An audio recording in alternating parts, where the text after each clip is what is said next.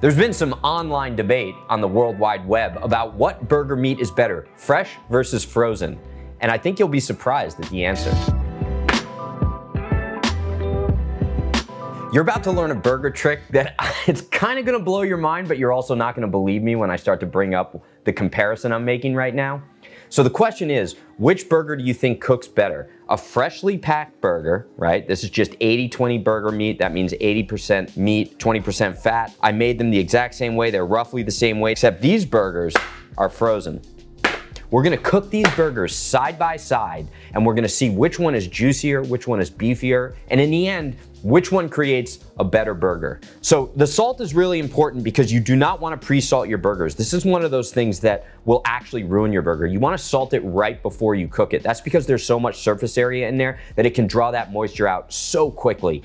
Now, when it comes to steaks, we pre-salt ahead of time because we want to tenderize the meat and keep it moist. But with a burger, you don't need to. So I'm just going to salt it ahead of time. And if you notice, I salt my burgers up high. I let those salt crystals evenly distribute across the meat so that you don't have one little pocket of salt. When people season close to the meat, they'll throw it down and then they'll have one hot pocket of heavy salt, and then it won't be evenly distributed across the rest of the meat. So that's why I season it from up above. I say it's like a nice snowfall of salt. Who wouldn't want to hang out in a winter wonderland where the snow is salt? We're gonna take it to a blasting hot pan. However, you can do this on the grill. The same effect that we're going through here applies either on a grill or in a pan when you cook it on the stovetop or even in the oven. Now the key when you're cooking the burger on the stovetop, and I've said this on multiple occasions, one, you want a really, really heavy pan. So that's either carbon steel, cast iron, or a high quality stainless steel pan. If you're using an aluminum pan, for example, that's incredibly thin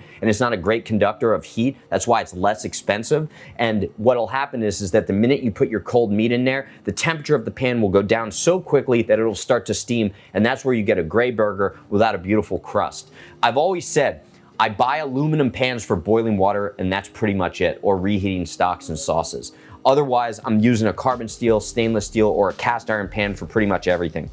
Since the pan is seasoned, if you will, and we'll do another episode on seasoning a pan, but that's essentially where you're actually creating almost a non-stick polymerized surface on your carbon steel or your stainless steel so that you don't need to cook with a ton of fat. There's fat in the burger, so I'm not gonna use any fat in this pan when I cook the burgers because the natural fat, the 20% in an 80-20 meat split, that 20% of fat is going to actually render, and that's gonna create a cooking medium in the pan itself. So that's another way that you can save money. Too often people will cook their burgers in this pool of fat and they'll shallow fry it, and it's just not just a waste of fat, but that fat in many cases can actually burn and oxidize and take away some of that beefy flavor from a good burger.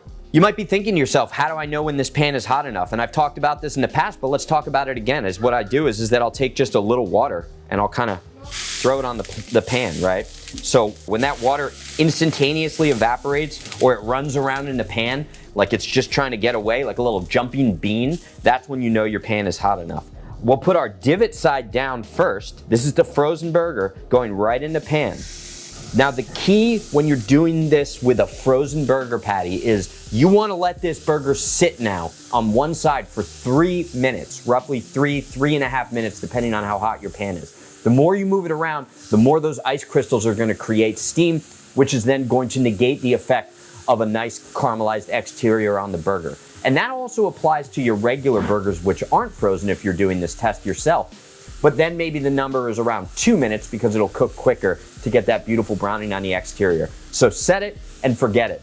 So as we sit through this burger cooking process, I'm gonna let you guys know what's happening right now. So the interior of the meat, which was frozen, is probably around 35 degrees. The exterior of the meat started at room temperature, the ambient room temperature. Let's call that 80 degrees, 70 degrees. We don't have air conditioning here. Now, as the exterior heats up quickly to around 110, 120, 130, 140, the interior is slowly heating up because it's frozen. So it's going from 30, 35, 40, but slowly. The speed with which those proteins heat up controls the speed with which the protein strands, think of them as strings, tighten up, okay? Because when meat cooks, it's nothing more than protein tightening up and expelling moisture. Well, if you think about it, cooking, we want to retain as much moisture as possible. So that means that the interior of this meat is still retaining as much moisture as possible by virtue of that frozen state. The exterior is of course expelling a lot of that moisture, but that's why it browns. So what we're doing is there's a trade-off there. We want the browning because the depth of flavor that we get from the Maillard browning is of course what makes a burger rich and meaty and beefy in flavor. But if we did that all the way through, it'd just be a dry hockey puck. So you don't want a dry burger. A good burger combines the perfect ratio of moisture and juiciness on the interior with a caramelization or a browning on the exterior. And that's what's happening right now. So I'm really pleased to see that it's actually starting to caramelize. I can see it on the bottom of the pan right here. But I also know this other side is still frozen. That means that the interior is at the right temperature. Okay, so look at some of this juice coming out right here. Now, what I want to compare is when we do our fresh burger, I want to see the speed with which the juice comes out of the side of the burger before we flip it. That's going to be an interesting comparison to see how much juice runs out on the fresh burger versus the frozen burger. We're coming up to about 2.5, 3 minutes right now. So I'm going to move into the flip stage. But it is important to mention, all we see is a couple little tears on the side here, a couple beef tears, if you will. All right, so now I'm going to do the flip. It's been about 3 minutes. Look at that, right? Look at that beautiful cook on there, okay? And this is in a pan. If this was on a grill, that would be even better. I'm gonna do about 2 to 3 minutes on the other side, maybe a little less than 3 minutes because we've heated the meat up, so we're not necessarily gonna require 3 full minutes to start the defrost of the burger. And then from there, I'm gonna do 30 to 60-second flips, just like we're cooking a steak. Okay, so look at this, is fascinating. So look at the interior here. This is nice and juicy. It's not releasing a ton of juice or fat. This is still a dry pan. So I'm gonna do another flip on here. And look at that beautiful caramelization on that side. So what's really interesting is that the pan is dry and the composition of the burger is still pretty tight and intact. It's not releasing a ton of moisture or fat on the sides. I'm really curious to see at this stage of cooking what the fresh burgers look like in the pan. So that's gonna be an important tell right there. But it almost feels like the juices are still in the burger. Now what I am gonna do is I'm gonna start flipping it every 60 seconds or so. So we're at about 60 seconds, so here I go, okay? Now I'll squeeze it down a little bit. I'm not gonna completely squeeze the moisture out of there. But notice this was the divot side. Notice how it has raised a little bit. Okay, so now we're getting into the stage at which I know it's almost done. Now, if you're using a thermometer, you wanna take it up to 135 is gonna be about medium rare plus medium on the burger. 150, 160 is of course what the US government tells us to cook our burgers to. I think that's well done. I don't like to do that. I know this is high quality meat. This process will still work if you're cooking it up to 160. I'm gonna throw some cheese on here and start to melt it now. Just so you're aware, what I like to do when I'm cooking a burger indoors with cheese is I'll just get a little steam on here. I turn the heat off, so these burgers are probably mid-rare-ish right now, which is what I'm gonna take the other burgers to so we can do a side-by-side taste comparison. Pan's getting hot right now. Now, these burger patties look great to me. These are nice and fresh and pliable and already juicy, so I don't necessarily know if I'm buying which one is gonna end up tasting better until we cut into these and taste them, because this feels right to me. Cooking the frozen burger, it just doesn't feel right, but you never know, right? Taste is ultimately gonna tell. We're going into the pan with the fresh patties. You know what's really interesting is putting these into the pan, I can immediately hear a harder and higher sizzle, which means that fat is already starting to render the second it hits the pan. So what'll be fascinating to see is how much fat renders off and at what point in the cooking process the juice starts to come out of the burger. We're about 30 seconds in and it's starting to develop that caramelization on the exterior already. Look at that. You see that right there? 30 seconds in and it's already starting to release moisture. We didn't see that until 3 minutes in on the frozen patty. All right, so we're about 2 minutes in, so I'm gonna do the first flip now because we're at the same state that we were at 3 minutes on the other burger, except this one seems to be releasing interior moisture at a quicker pace. I didn't see that moisture coming out all the way above the burger before. It's also sticking a little bit more, which is interesting. So just to reiterate, this is the same meat, it's the same cook time, it's the same size, the same thickness, the same heat. Everything is the same as much as we could keep the environment controlled. We're about 3 minutes, 3.5 minutes into cooking this, and I'm seeing moisture being released all over the burger, right? All on the side of the burger right here, the moisture is coming out. That's the center. That did not happen on the frozen burger patty. And it's that steam that creates, really kind of amplifies the process by which the moisture expels from the meat. Now I'm gonna do another flip here. So one thing that's interesting in this cooking process that I'm noticing is there's a lot more smoke because there's a lot more moisture and fat. Now, you don't see it pooling up. It's not that level of a lot, but it's enough that it is creating more smoke. It's creating a messier environment in the pan because it's releasing quicker now that we've gotten to that 100 and 110 degree temperature zone throughout the burger. Do one more flip on these. I'm at the point now where I'm gonna throw the cheese on there and it's taking about a minute less. So it's cooked quicker. So that's a plus for the fresh meat side.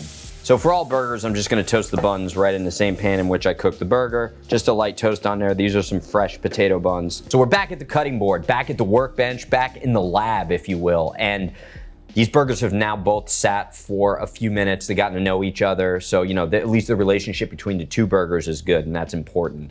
I am not gonna dress the buns. I'm not gonna add butter. I'm not gonna add seasoning, ketchup, mayo, salt, caramelized onions, pickles, lettuce, tomato, any of that, because we want this to be a clean taste test. This is the frozen burger right here, okay? This is the fresh burger on this side, all right? So remember, frozen, fresh, frozen on the left, right? Fresh on the right. Now let's do a cut test, okay? Let's see what they look like on the center. This is the fresh burger, and I've cooked these two about medium well, okay? And this is, oh, that's interesting. So this is the frozen one. Look at the difference in the composition of the meat. So this one's got more patty to it, a lot of moisture in there. We know which one is which here, all right? So my taste is gonna be obviously a little bit biased, but Mason, Jack, James, come here. Hey, Jack, I need you over here. First, I want you guys take a quarter each and taste this. You're gonna do a comparison taste test here. Take that, Mason, there you go. So cheers, guys, cheers. Let's see what we think about this one, all right? Is it moist, is it beefy? Think about the beefiness. All right, round two. Round two. Round two. Not bad. What about me? Here you go.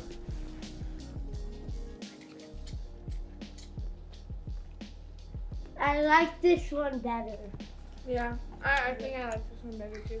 Yeah, me too. You know, his second one is more me moist. too. Moist. It's juicier, it's beefier. Yeah. For a medium well burger, it's actually not bad. Here's what's interesting. I cooked the burgers more than I wanted to, so they're like medium well plus. But I realized that's actually an even better test, because even with it being medium well plus, then which one is going to taste juicier and beefier? Typically, a medium well plus burger is going to taste drier. The frozen burger patty is noticeably juicier, and I actually think it has a better crust on it than the fresh patty. Now, I wouldn't say it's a world of difference. However, it's definitely noticeably better. Better by those standards. Now, here's what's interesting about this. We've been taught that frozen burger meat is horrible, but yet we just did this side-by-side taste test. And even if you wanted to suggest that the differences weren't that noticeable, even to even result would mean that the frozen is better, because with frozen meat, you can pre-prepare it, you can pull it from the freezer as you need it, you can buy the meat when it's on sale, pack it and freeze it, and it just makes your life a lot easier. So it's less expensive, it's more convenient, and it's easier to execute. That in and of itself, even if there wasn't a taste difference, would be enough to encourage me to tell people, yeah, pack your patties and freeze them, because you're not gonna notice that much of a taste difference. But there was a noticeable taste difference, and there was a noticeable difference in regards to the meat itself being a little bit juicier. Very, very interesting.